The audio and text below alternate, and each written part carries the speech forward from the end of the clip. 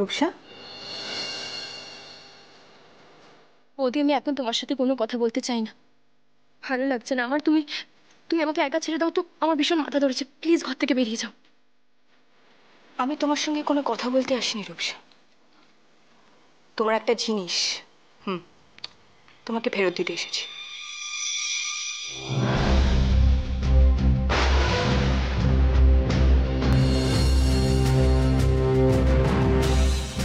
এই দুলটা নিশ্চয়ই তোমার, তাই না রূপসা?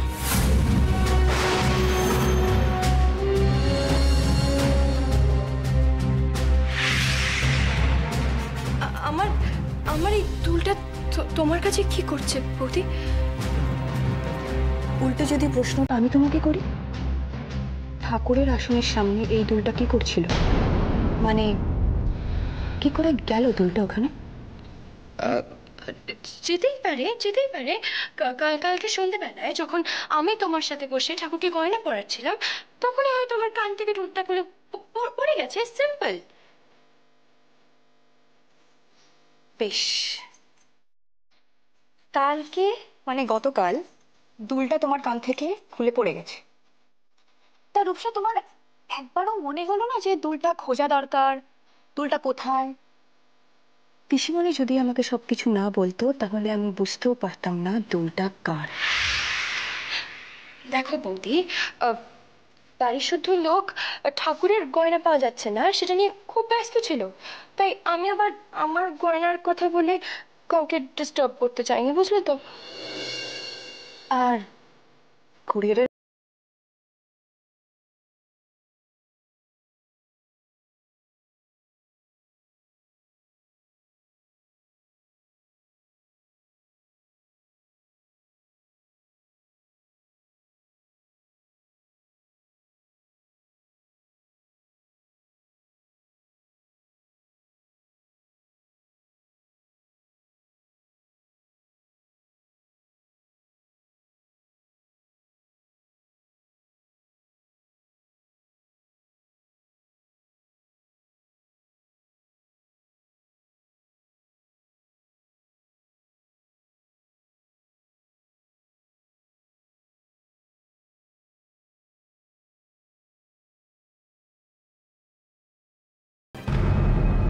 আমি শুধু এটাই বলার চেষ্টা করছি যে তুমি যে জায়গাটার নামে বেরিয়েছিলে ওই জায়গাটায় তুমি যাওনি।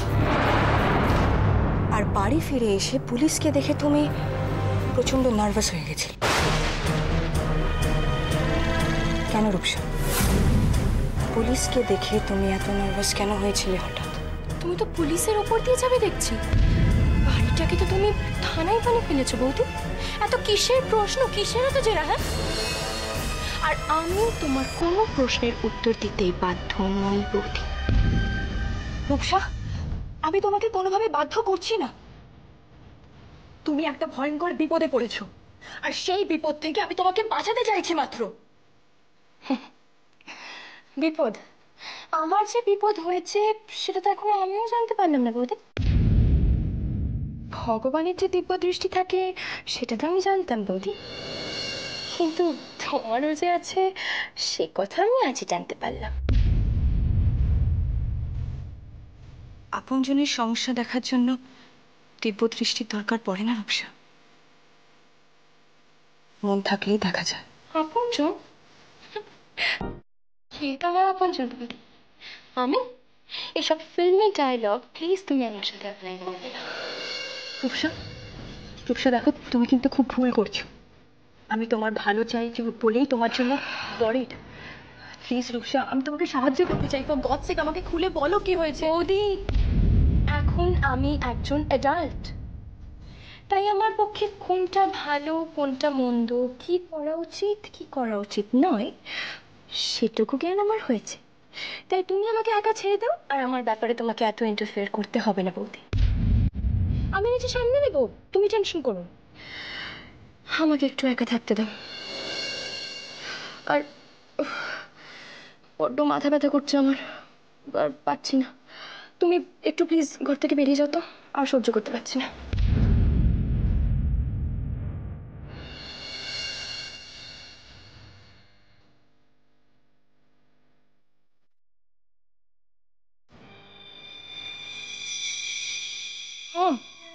মম, তুমি কেন সিচুয়েশনটা বোঝার চেষ্টা করছো না? তুমি দেখো, এই বাড়িতে একটা কাজের লোক নেই, একটা ওয়াশিং মেশিন নেই। আমার হাত দুটো দেখো, দেখো আমার হাত দুটো, সাবান ঘেটে ঘেটে হাত দুটোর কি অবস্থা হয়ে গেছে। আমি তো ভাবতেই পারি না যে এটা একটা কাজের লোকের হাত, একটা বাড়ির বউয়ের হাত। Cool down baby, cool down baby, baby baby দেখো দেখো আমার দিকে দেখো। আমি বুঝতে পারছি তুমি কত কত খারাপ পরিস্থিতিতে আছো, আমি বুঝতে পারছি, আমি ফিল করতে পারছি। এটা একটু ওয়ে আউট নিশ্চয়ই বের করতে হবে, কিন্তু বেবি আমাকে একটু সময় দাও, ভাবতে একটু সময় দাও। আমি এতদিন তোমায় কিচ্ছু বলিনি মম, আমি অনেক অ্যাডজাস্ট করার চেষ্টা করেছি, কিন্তু কিন্তু কিছুতেই ওদের মন পাওয়া যাবে না। অন্য বাড়ির মেয়ে না, ওরা আমার প্রশংসা কিছুতেই করবে না।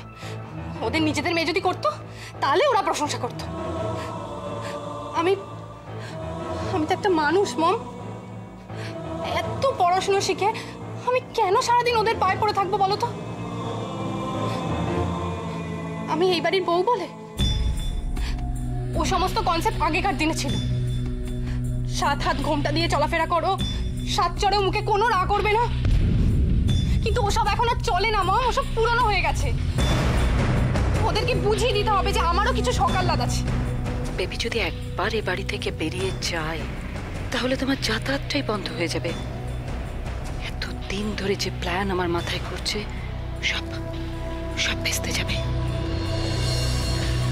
শ্রেয়া ওর ফ্যামিলির ওপরে এতদিনের যে রিভেঞ্জ, সেই রিভেঞ্জ না নিয়ে আমি কোনো মতে ওদের ছাড়বো না। আমার অপমানের শোধ আমি নেবই। মম, মম তুমি কি এত ভাবছো? দেখো এত কিছু ভাবার নেই, আমি যেটা বলেছি সেটাই ফাইনাল। না না বেবি, না এভাবে কিন্তু তুমি ডিসিশন নিও না, নিও না বেবি। দেখো তুমি যদি আজকে শ্বশুরবাড়ি ছেড়ে চলে যাও, বেরিয়ে যাও, তাহলে কিন্তু তোমার ড্যাডকে আমাকে কত কথা শুনতে হবে, কত প্রবলেম ফেস করতে হবে, ভাবতে পারছো তুমি? এমনিতেই তো তোমার শ্বশুরবাড়ির লোকজনের চোখে আমরা বিষ। এরপর তো ওরা আমাদের পুরো ব্লেমটা দেবে, হ্যাঁ পুরো ব্লেমটাই আমাদের ওপর দেবে। আর তারপরে প্রবল প্রবল তো আরো অসন্তুষ্ট হবে। হ্যাঁ বেবি, ছেলেরা যখন তার বাবা মার থেকে দূরে সরে যায় না, তখন বাবা মার প্রতি ভালোবাসাটা ওদের উথলে ওঠে। তখন দেখবে উঠতে বসতে তোমাকে কত কত কথা শোনাবে। হ্যাঁ বেবি। মম, তুমি শুধু তোমার প্রবলেমটাই দেখবে, আমার দিকটা একটু দেখবে না তুমি? বেবি দেখছি তো, দেখছি তো বেবি, তবে একটু অন্যভাবে, একটু অন্যভাবে। আমার কাছে হিসেবটা খুব সহজ, খুব সহজ। বেবি, সামান্য কয়েকটা জিনিসের জন্য তুমি তোমার শ্বশুরবাড়ি ছেড়ে যাবে কেন? কেন যাবে বেবি? বরং তোমার কি কি দরকার বলো, আমি সেগুলো এই বাড়িতেই আনিয়ে দেবো। হ্যাঁ, তাতে হয়তো ওরা রেগে যাবে, কমেন্ট পাস করবে, রিমার্ক পাস করবে, বাট সেটা জাস্ট ইগনোর করবে, জাস্ট ইগনোর করবে। তখন দেখবে ওরা আরো চলবে। হ্যাঁ বেবি, আরো চলবে। এত সহজে তো আমি তোমাদের ছাড়ছি না। সামান্য কটা জিনিসের জন্য আমার আসল উদ্দেশ্যটা আমি নষ্ট করব না, কিছুতেই করব না।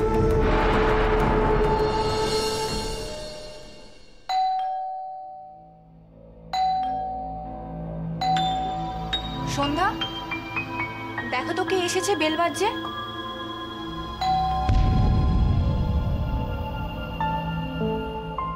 এই সন্ধ্যা, কোথায় গেলে তুমি? তোমার তো কোনো সারা শব্দ নেই। সন্ধ্যা,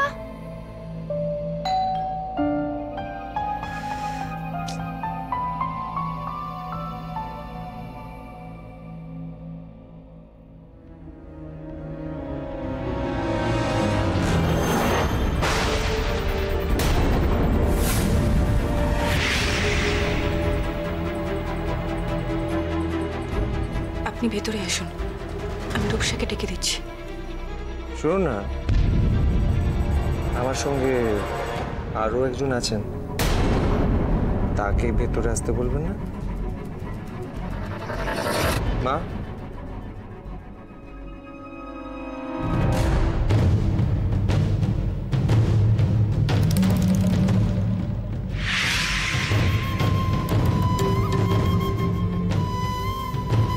ভেতরে আসো।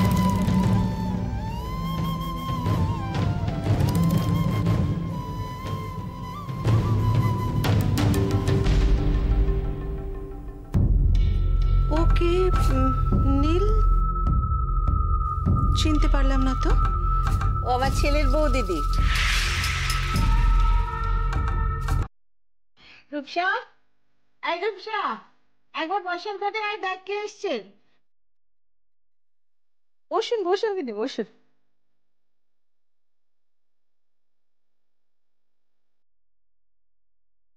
তাহলে এতদিন পরে আমার বাড়িতে পায়ের ধুলো পড়লে। পায়ের ধুলো আজকাল একটু কম কম পড়াই ভালো, নইলে বাড়িঘর তো নোংরা হয়ে যেতে পারে। সত্যি আপনি যে কি বলেন।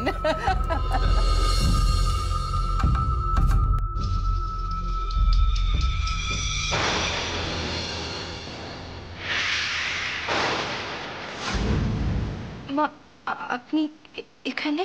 কি ব্যাপার, ভূত দেখছো নাকি? না, না, আসলে আপনি যে আমাদের বাড়িতে আসতে পারেন এটা তো রূপু ভাবতেই পারেন, তাই হয়তো এত অবাক হয়েছে। না, আমরা আসলে এখানে আসবো বলে তো ঠিক করিনি। একটা দরকার আমাদের কলকাতা টেনে নিয়ে এলো। ইনফ্যাক্ট রূপসার সঙ্গে দেখা করাটাও একটা কারণ বটে।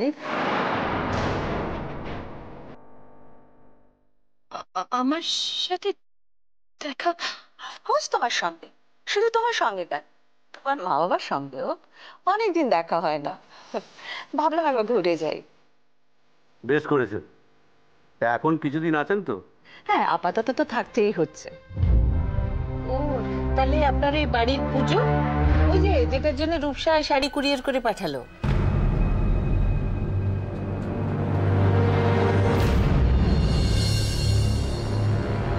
না না, আসলে রূপসাকে ইনফর্ম করা হয়নি। মা হঠাৎই চলে এসেছে তো, শাড়িটা কেউ না কেউ রিসিভ করে নেবে বাড়িতে।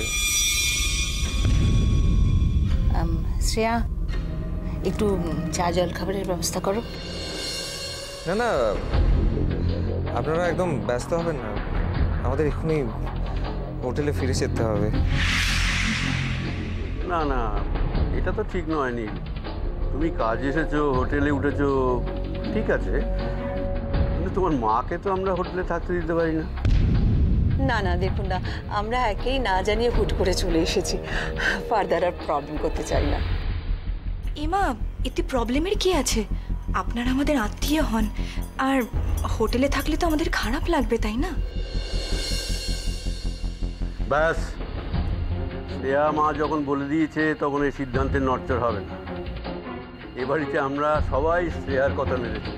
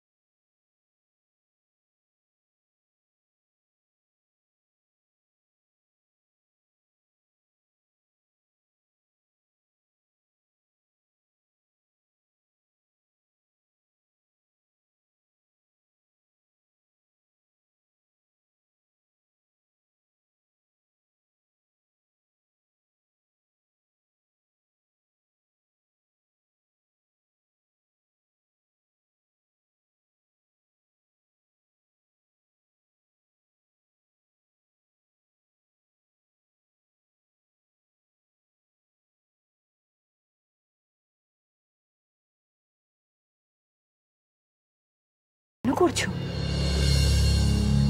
আমি তোমাকে একটা কথা বলছি, আজকে নীল আর নীলের মা ভদ্রতার খাতিরে হোটেলে উঠবেন বলেছেন, তাই বলে তুমিও মেনে নেবে? তোমার উচিত ছিল না ওদেরকে এই বাড়িতে থাকতে বলাটা। আমার কি উচিত কি অনুচিত সেটুকু জ্ঞান আমার হয়েছে, তোমায় আমায় নতুন করে বোঝাতে হবে না। আর প্লিজ আমার ব্যাপারে আর আমার শ্বশুর বাড়ির ব্যাপারে তোমাকে এত ইন্টারফেয়ার করতে হবে না বৌদি। যে নাক গলাতে চেও না, ফল কিন্তু ভালো হবে না বলে দিলাম।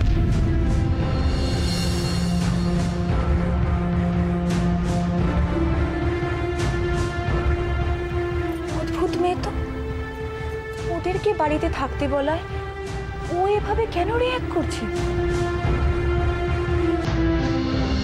আত্মীয় স্বজন একে অপরের বাড়ি যাবে, তবেই তো সম্পর্ক গড়ে উঠবে বলুন।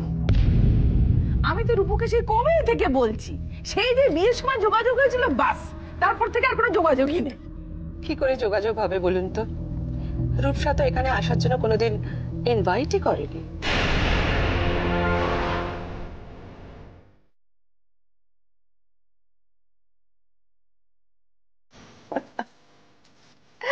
আরে বাবা, I am just joking. Rupsa এত শান্ত মেয়ে না, মুখ ফুটে কিছু বলতে পারে না। এই নীল, চলো না আমরা ওই ঘরে গিয়ে গল্প করি।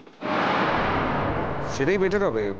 After all senior group session, আমাদের কেটে পড়াই ভালো। হ্যাঁ, সেটাই ভালো। তুই ওকে নিয়ে ভেতরে যা, কি বসে গল্প কর। একদম, এসো।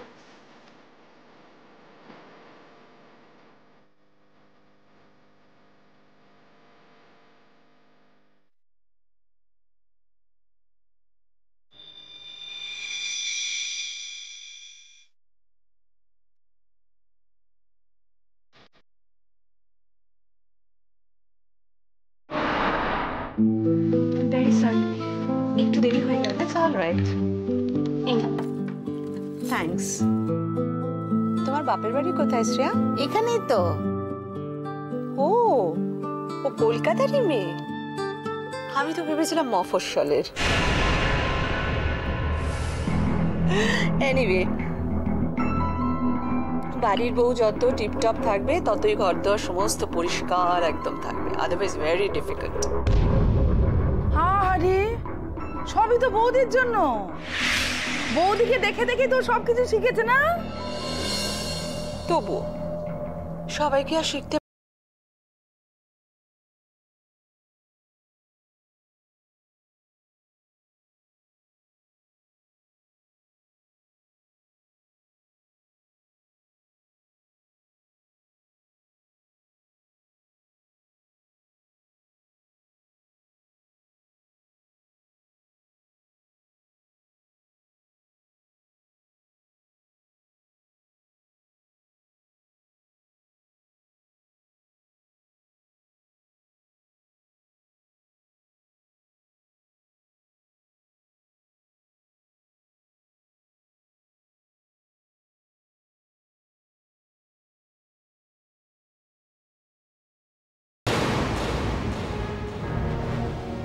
না না, আমার কোনো আপত্তি নেই।